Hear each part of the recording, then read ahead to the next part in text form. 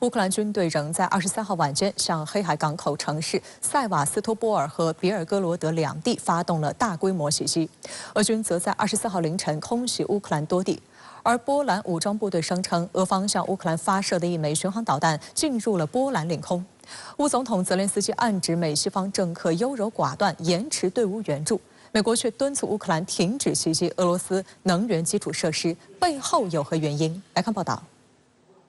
据法新社援引官员消息称，当地时间24号凌晨，乌克兰全境响起防空警报，首都基辅传出巨大爆炸声。乌克兰基辅市长克里奇科在社交媒体上表示，首都发生爆炸，防空系统正在启动，不要离开避难地点。但据英国《金融时报》22号引述3名知情人士报道称，美国敦促乌克兰停止袭击俄罗斯能源基础设施，认为相关无人机袭击可能推升国际油价并招致报复。报道称，白宫担忧乌克兰的袭击破坏了俄罗斯的炼油厂和储存设施，损害了俄罗斯的石油生产能力。自3月12号乌克兰首次开始袭击俄能源基础设施以来，油价迄今已上涨近4%。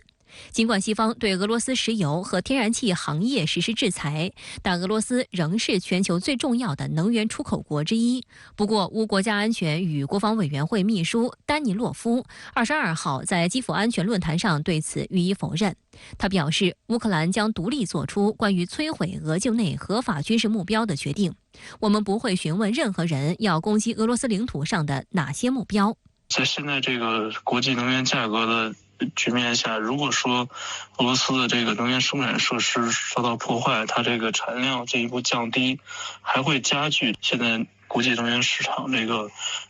供不应求的局面，会进一步维持一个比较高价的状态，也就能够给俄罗斯带来更多的这个财政的收益，继续支持它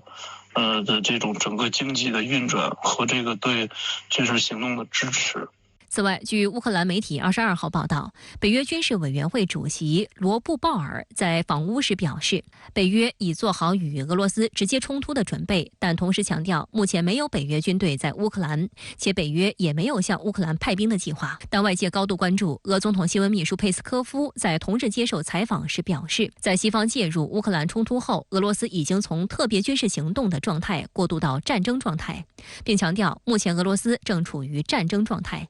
在路透社看来，上述发言是佩斯科夫迄今为止针对乌克兰发表的最强硬评论之一。分析认为，之前一直避免用战争一词的俄方官员，如今更换表述，这表明俄乌战况正在进一步升级。无论是俄罗斯还是北约呢，都不愿意是爆发直接冲突的。从博弈论上来说，他们是在玩一个这个小鸡游戏，就是比谁胆小的游戏。双方都在试图用这种直接冲突的这样一种威胁来吓唬对方，让对方不要做得太过分。俄罗斯这场对北约说，你不要直接下场，不要直接干涉，干涉我也不怕，但是后果对你肯定更严重。